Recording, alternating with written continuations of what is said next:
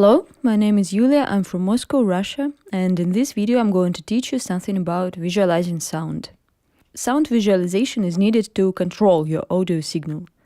But doing any sound production, whether recording or mixing, your main skill is to divide sound qualities somehow in your mind, recognizing where the problem is and fix it as soon as possible.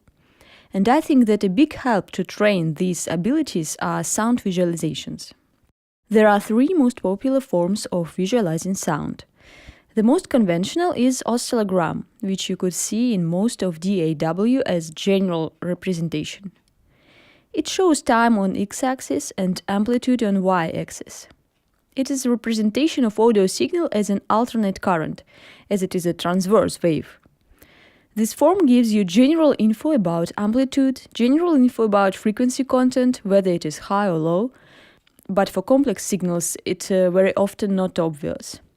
Also, you could see, for example, DC offset. As your signal is an alternate current, any direct current sneaked in will switch the zero position, which may cause some problems later on while processing. But it is general info, and to have more detailed look at signal qualities, we'll use spectra analyzer, which shows us frequencies on x-axis and amplitude on y-axis. So from here you could learn about frequency response curve at one given moment of time, or average frequency response if you play back signal while watching spectra analyzer.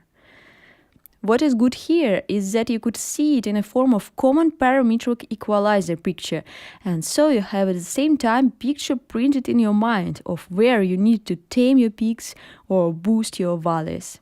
But this type of visualization is not useful if you need to know how the content changes in time and see it in one picture.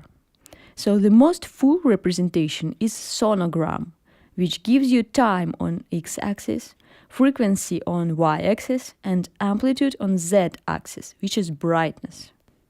So here you could see frequency content, harmonic content, pitch, and all of this changing in time. Also, there are many programs that allow you edit in this sonogram view, and it has incredibly powerful control over your signal and allows you to make very gentle, tiny corrections, which would not affect other part of a signal. I have been working for a long time in such program, Isotope RX, doing dialogue editing for movies. And since that time, hearing sound, I generally know already how it looks like in sonogram, and if it's possible to remove undesired noises. So it gives you a very good training for connection your listening part of the brain with your visual part of the brain.